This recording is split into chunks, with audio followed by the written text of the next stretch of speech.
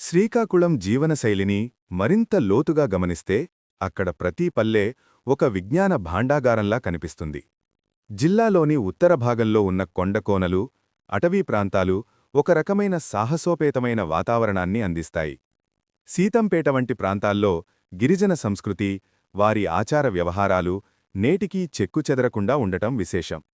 వారు జరుపుకునే పండుగలు, వేసే నృత్యాలు చూస్తుంటే మనిషి ప్రకృతికి ఎంత దగ్గరగా ఉండవచ్చో అర్థమవుతుంది. ముఖ్యంగా శ్రీకాకుళం జిల్లా విద్యకు పెట్టింది పేరు.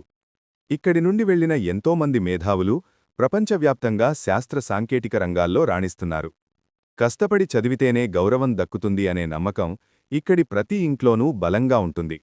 అందుకే పొలాల్లో పారపట్టిన తండ్రి తన బిడ్డ చేతిలో పెన్ను పెట్టి పెద్ద చదువులు చదివించడం ఇక్కడ మనకు కనిపించే ఒక గొప్ప దృశ్యం.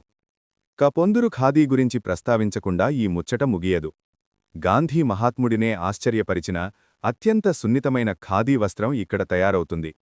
ఒక నూలుపోగును ఇంత అందంగా, ఇంత నాణ్యంగా నేయడం వెనుక కొన్ని తరాల కళాకారుల తపస్సు ఉంది. ఆ రాట్నం చక్రం తిరుగుతుంటే వచ్చే శబ్దం ఒక జాతి స్వయం సమృద్ధికి నిదర్శనంగా నిలుస్తుంది.